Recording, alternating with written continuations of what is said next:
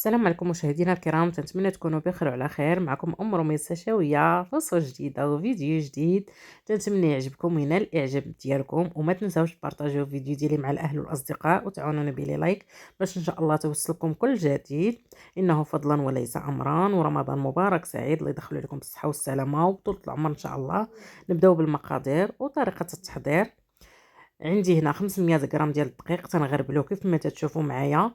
عندي نص معلقه الملحه، معلقه صغيره القرفه، واحد صفرة البيضه، عندي 3 معالق ديال الزبده، عندي 3 معالق كبار ديال الزيت نباتيه، عندي نص ساشيط الخماره، عندي واحد الكاس فيه الماء سخون ودايره فيه معلقه النافع ومعلقه حبه حلاوه. هنا غنغربل القرفه كيف ما تتشوفوا معايا، وواحد معلقه صغيره ديال الخل. تنغربلو الدقيق وتنغربلو حتى داك معلقه صغيره القرفه، ضروري نغربلوها.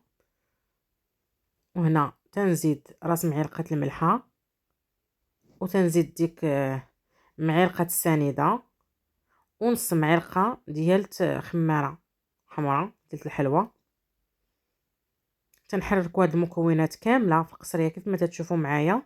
عاد تنزيدوا الزبده والزيت وصفره البيض.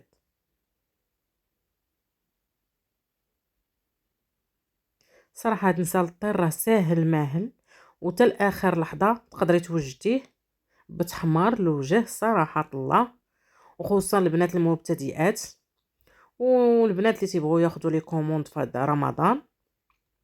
تنقول لهم غير جربوه، راه ناجح من اول تجربه صراحه الله، تقدروا ينجح لكم 100%. هنا انا تندلك ديك العجينه مزيان بالكف ديال يديا كيف ما تتشوفوا معايا، حيت انا غادي نخدمها ديك الساعه، ما غاديش نخليها ترتاح ساعه ولا ساعه ونص. الا بيتوها ديك الساعه ولا ساعه ونص ما تدلكوهاش، اي تتغطيوها وتخليوها. هذا هو القياس الماء اللي شاط ليا، يعني هزات ليا كاس الا ربع كيف ما تتشوفوا معايا.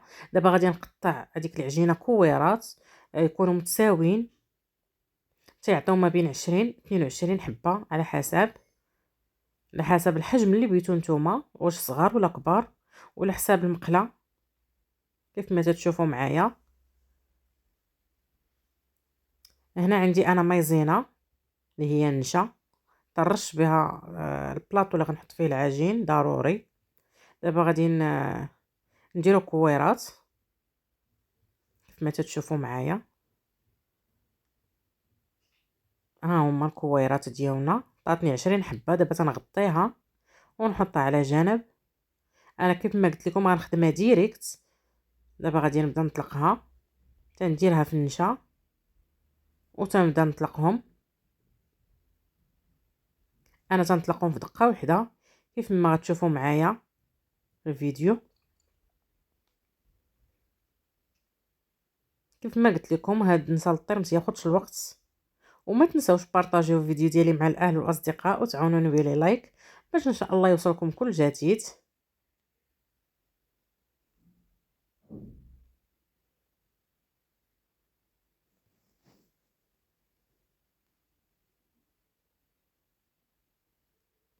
صراحه الطريقه سهله ماهله. صراحه كاين اللي تيبغي يطلق العجين بالزيت نباتيه، ولكن انا تنفضل النشا حسن. وتتبقاو ترشوا تدريجيا بالنشا باش ما تلصقش لكم العجينه، حتى تحطوا وحده على وحده كيف ما تشوفوا معايا.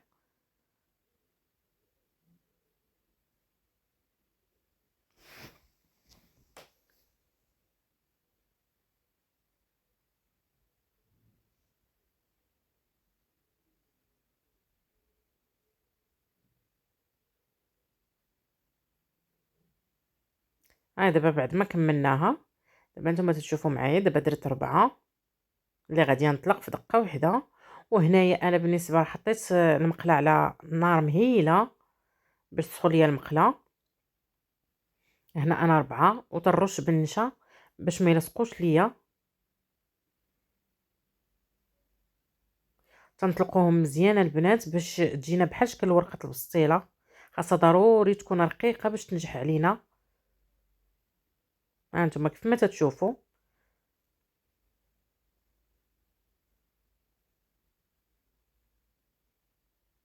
تطلقي 4 الورقات في دقة وحدة، تتجيك ساهلة ماهلة صراحة الله. أحسن ما تبقاي تطلقي ورقة بورقة، غادي يشد لينا الوقت. طيبي ورقة بورقة، هنا تنطيبوا 4 في دقة وحدة، 4 5 كيف ما تتشوفوا معايا.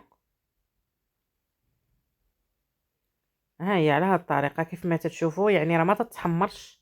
جاتني الصراحة على قد على قد عفوا قد المقلة. انا المقلة قلبتها على الجهة الاخرى، يعني تنطيبوا يدهم يكويصوا، يعني ما تنخلوهاش تحمر كيف ما تتشوفوا معايا. وتنكون موجده بلاستيكه وفيها زويف ديال الكوزينه، تندير فيها هاد الورقه باش يرجع ليه داك الصهد وتبقى رطبه ما تقصحش لينا. ها نتوما كيف ما تتشوفوا معايا. هنا تندير شويه الدقيق مع الماء باش نلصق العجين ديالي. ها هي كيف ما قلت لكم درتها في زويف ودرتها في بلاستيكه باش تبقى لنا العجينه رطبه. هنا تتحاولوا تحلوها بشويه حيت دوك الجوانب تيلصقوا بعض المرات، كاين معليش البلاصه الحرشه الفوق وبلاصه الملسه تتبقى لتحت. هنا تلصقوها بالدقيق والماء تنكونوا موجدينه قبل، وتتحاولوا تلصقوها مزيان باش ما تحلش لكم في ملي تكونوا تقليوها في الزيت كيف ما تشوفوا معايا حتى الاخير. لصقتها مزيان من الجناب، غنعاود وحده اخرى معكم. كي قلت لكم راه ساهله ماهله حتى لاخر لحظه ممكن توجدوها، وصراحه تجي لذيذه. يلا نوضوا البنات يا الحادقات، هادي وقيت المعسلات ديال رمضان.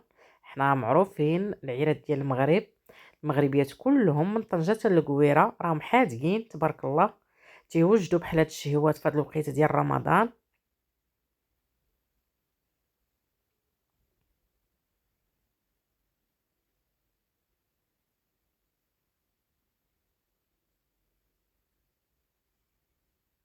هاني علي نكمل دابا الحريبلات ديالي كيف ما تشوفوا.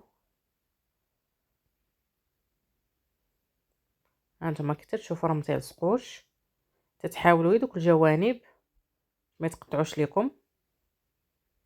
واخا تقطعات شويه معليش ماشي مشكله.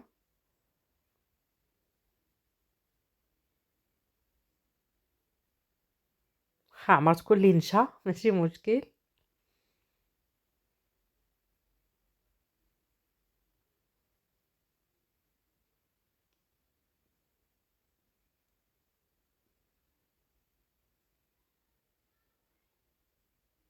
هاني ساليت الحريبلات كيف ما تشوفوا. دابا غادي نبداو نقطعوهم بالمقص.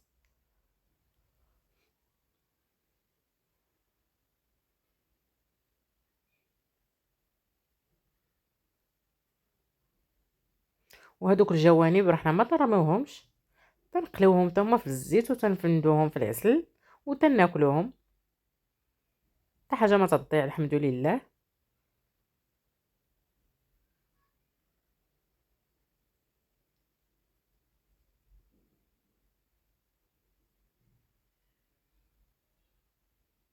وتنشكر كاع الناس اللي تتابعوني، تنقول لهم شكرا لكم بزاف بزاف وتيشجعوني صراحه الله. وبزاف الاخوات طلبوا مني معسلات رمضان، ان شاء الله مازال غنشارك معكم معسلات رمضان وشهوات ديال رمضان. احنا كملناهم كيف ما تشوفوا معايا هنايا. دابا غنبداو نقليوهم في الزيت. بعد ما حطيت الزيت سخنات على نار مهيله باش يجونا مقرمشين.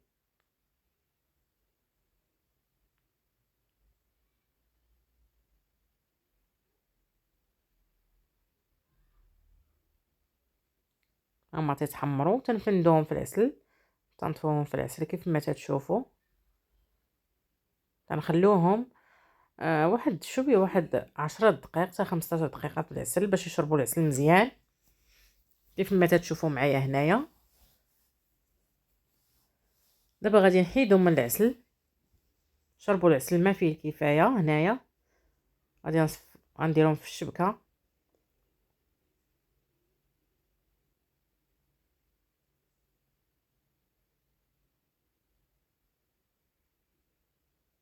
وبالنسبه للتزيين تيبقى اختياري. انا صراحه غادي ندير نزينهم بالسمسم اللي هو الزلجلان، اللي عنده اللوز الكاوكاو ممكن يزين به من الفوق، ماشي مشكل. التزيين بحال التزيين تيبقى اختياري ديال كل واحد. صراحه جاو لذاذ، والله الا جاو لذاذ الصراحه، كنتمنى يعجبوكم.